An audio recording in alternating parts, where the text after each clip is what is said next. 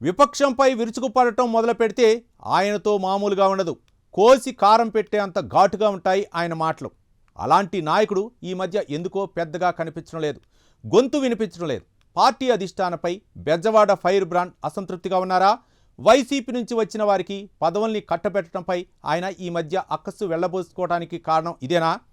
Central సెగ్మెంట్లో స్ట్రైట్గా మాట్లాడే ఆ నాయకుడి అంతరంగం ఏంటి? ఇంతకీ ఆయన ఏం కోరుకుంటున్నట్లు? Let's watch.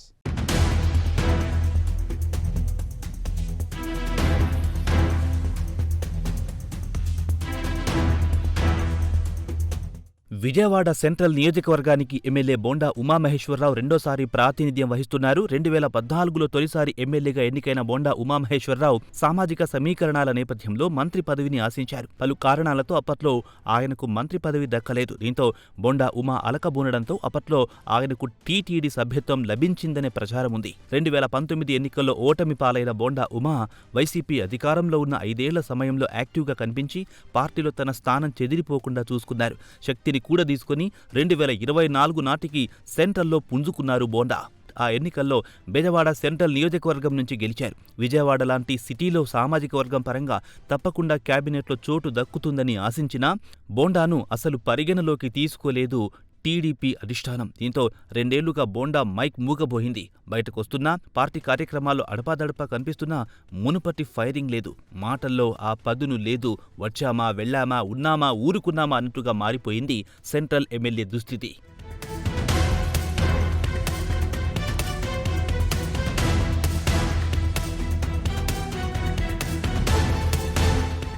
కూటమి ప్రభుత్వంలో మంత్రి పదవి దక్కని బోండా ఉమామహేశ్వరరావు ప్రభుత్వ విప్ పదవితో సరిపెట్టుకోవాల్సి వచ్చింది.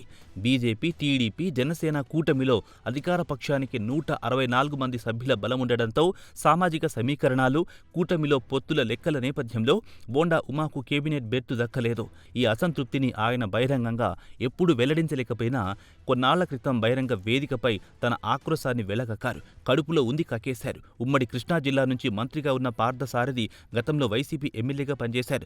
అలా పార్థసారథి తొలిసారి ఎమ్మెల్యేగా ఉంటూ మంత్రులైన వాసంశెట్టి సుభాష్, సవిత ఇలా మరికొందరు మినిస్టర్ల పేర్లను ప్రస్తావిస్తూ ఇతర పార్టీల నుంచి వచ్చిన వారికి ప్రాధాన్యం దక్కిందని, తమను మాత్రం విస్మరిస్తున్నారని ఆవేదన వ్యక్తం చేశారు బోండా. దీంతో ఎమ్మెల్యే ఓపెన్ అయ్యారని అనుకున్నారు. పార్టీలో చప్పుడు చేయకపోవడానికి కారణం తెలిసిపోయింది. కానీ ఏం లాభం? 2 ఏళ్ల క్రితం ఉన్న సమీకరణాలే ఇప్పటికీ ఉన్నాయి. అవే లెక్కలు, అవే గణాంకాలు. ఎంత గొంతు చించుకున్నా అధినేత కరుణ లేనిదే ఏ కోరిక తీరదు. ఆ విషయాన్ని అర్థం చేసుకున్న బోండా మింగలేక కక్కలేక 4 గోడల మధ్య కుమిలిపోతున్నట్లు అనుచరుల వాదన.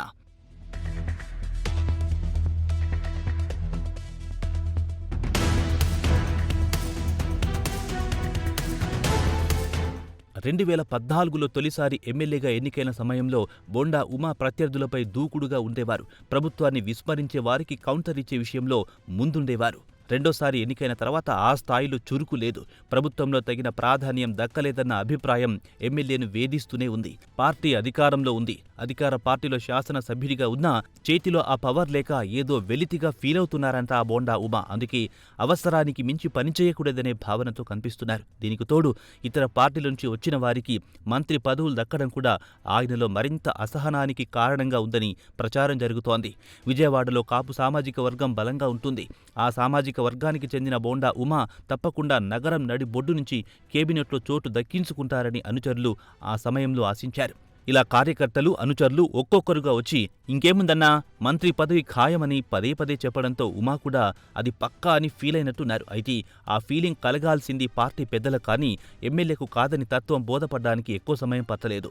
2 ఏళ్లు ఆక్రోశాన్ని ఉగ్గబట్టుకుని ఉన్నా మనసులో బాధతో భారం పెరిగిపోయింది తప్ప కామ్గా ఉండలేకపోయారు. అందుకే బరస్ట్ అయ్యారని భావిస్తున్నారు బెజవాడ తెలుగు తమ్ముళ్ళు.